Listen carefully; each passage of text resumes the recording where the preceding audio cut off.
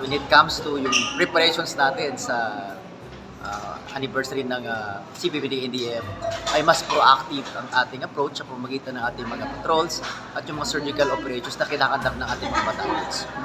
Philippine Army, especially to the second ID, magiging mas proactive tayo.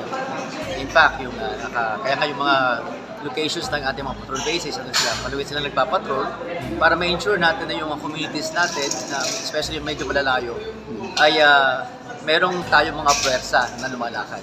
Kasi habang lumalakad yung pwersa natin, alam naman natin na nadi-disrupt yung mga preparations din ng ating mga kalaban. So, preemptive yung ating mga ginagawa ngayon. Plus, yung ating mga battalions naman ay without let up din ang kanilang mga aktibidades. No? Especially yung mga sa mga areas natin, sa Mindoro, dito sa part ng Quezon. Sa Quezon, na yung medyo may konting laman pa. No, kasi sabi nga ni ng ating mahal na Commanding General na hindi pa tapos ang laban natin dito. No? And yung ating mga security operations, ay importante rin nating malaman ang ating mga kababayan na inamin natin sila sa shared responsibility. Kung tignan nyo, itong accomplishment natin ngayon is a product of the communities with the security forces coordinating and collaborating with each other. No, so in-encourage na kaya all the more na ini-encourage natin sila na makipagtulungan pa sa atin. Rason nila ng unilateral ceasefire, paano titigyan ito ng Philippine Army? Wala naman tayong wala naman tayong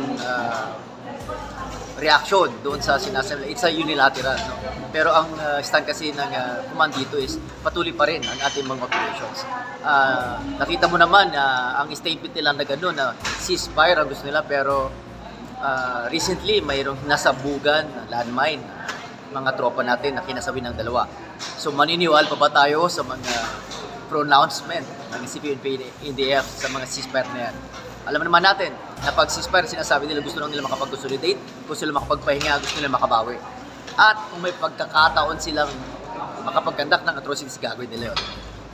So again, hindi magpapaninlang ang Philippine Army, lalong-lalo lang ang 2nd Infantry Division, sa mga plano at mga sinasabi nila na magkakaroon ng ceasefire.